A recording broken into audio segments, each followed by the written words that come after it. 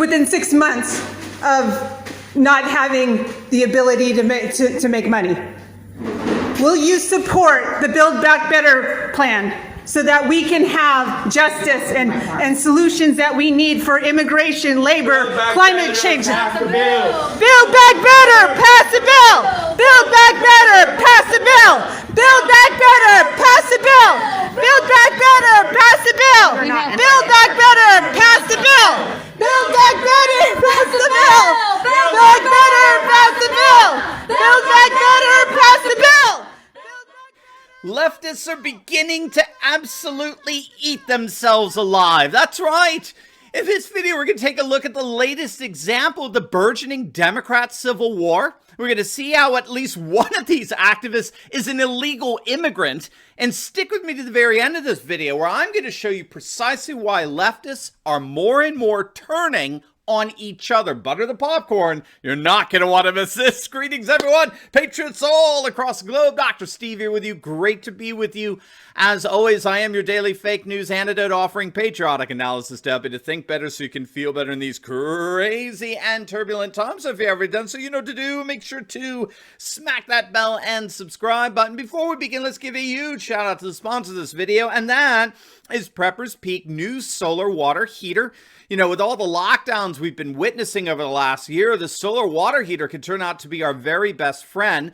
Solar water heater is an amazing device. It allows you to heat and boil water outdoors using simply sunlight. It can heat water in as little as 30 minutes, and it's going to work anywhere the sun shines. You can use it to boil water, to cook noodles and rice. You could use it to sterilize water for drinking. Perfect for you campers. And the best part is if you click on that link below right now, you're going to get an additional 15% off their already reduced price. So don't wait. This is a limited time offer. Click on that link below before they sell out and get your own Patriot Sun cooker today.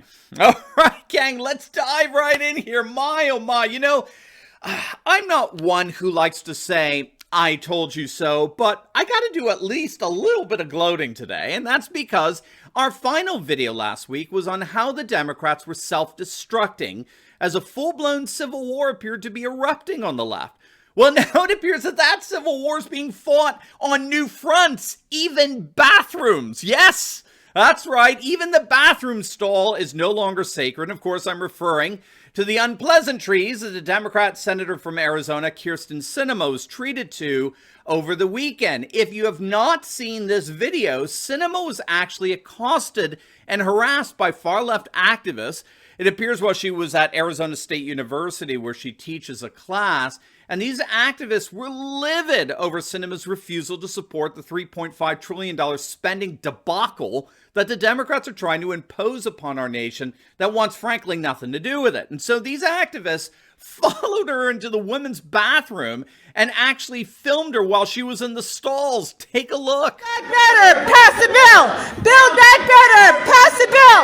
Build Back Better, pass the bill. Build Back Better, pass the bill. Build Back Better, pass the bill. Build Back Better, pass the bill. Build Back Better, pass the bill. Build Back Better, pass the bill. Build Back Better, pass the bill. Build Back Better, pass the bill. Build Back Better, pass the bill. Build Back Better, pass the bill. Build Back Better, pass the bill. Undocumented. Undocumented. Unafraid. Undocumented. Unafraid. Undocumented. Unafraid.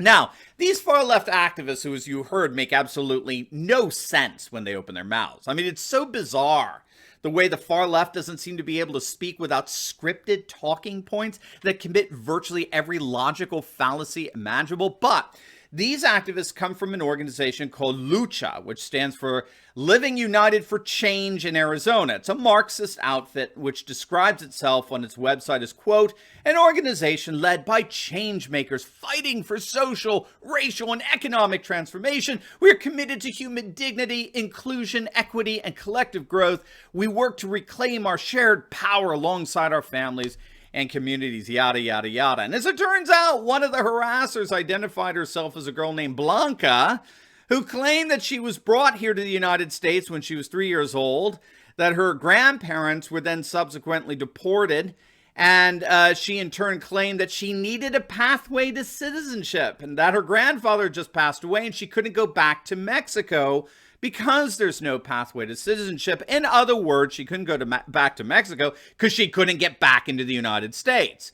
So needless to say, when this came out, I mean, not only was this harassment over the top as it was, but given that it was conducted by what appears to be an illegal immigrant, it sparked some major outrage online, to say the least. Newsmax's Steve Cortez was livid.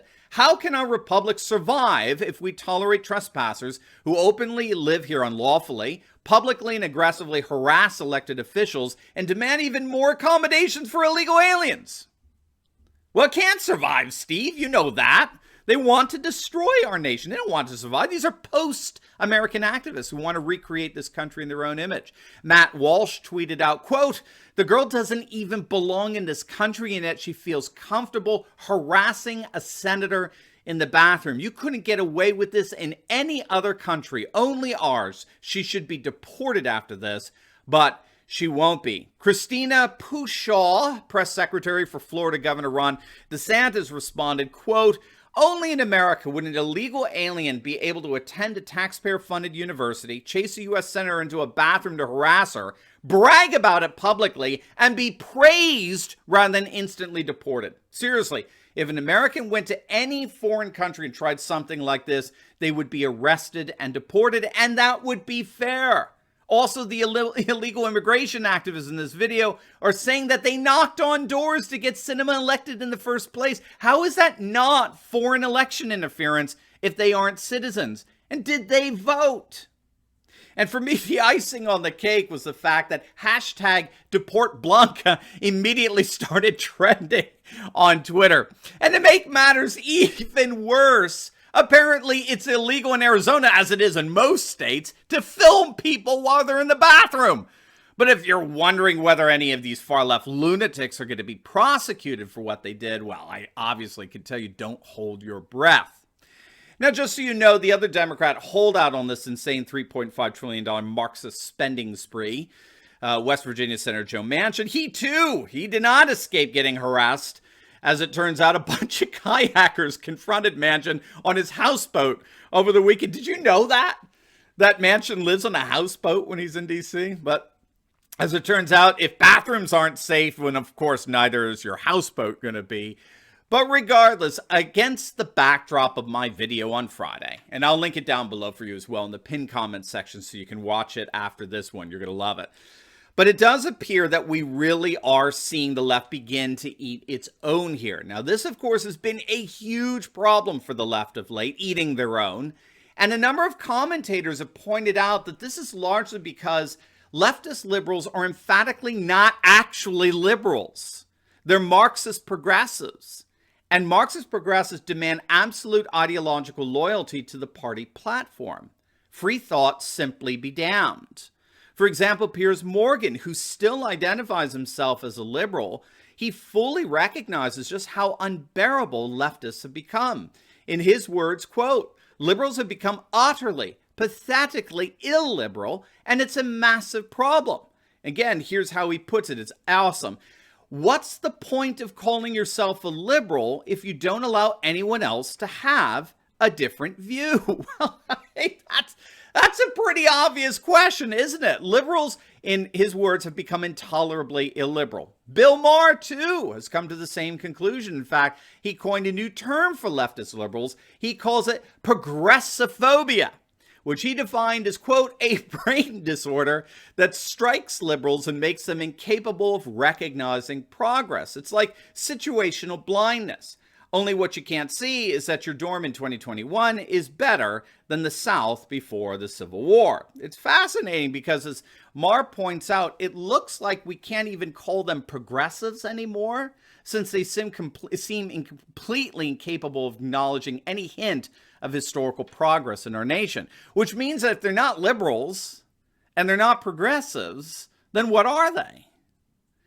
Well, in the end, they really are nothing less than blatant dictatorial totalitarians. And as we could see from this bathroom video, pretty pathetic ones at that. But unfortunately, these dictatorial Marxists, fortunately for them, the cat's out of the bag. Their fellow liberals, those who are part of the wider leftist coalition, they increasingly want nothing to do with this $3.5 trillion absurdity. Which means that if the other side of the coalition are indeed these dictatorial Marxists whose sole demand is total ideological loyalty to the party platform, then the civil war that appears to be erupting in the Democrat Party is just getting started. Butter the popcorn. This is going to be fun to watch.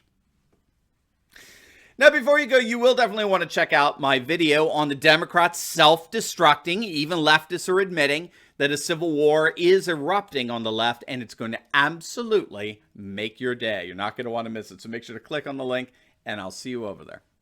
God bless.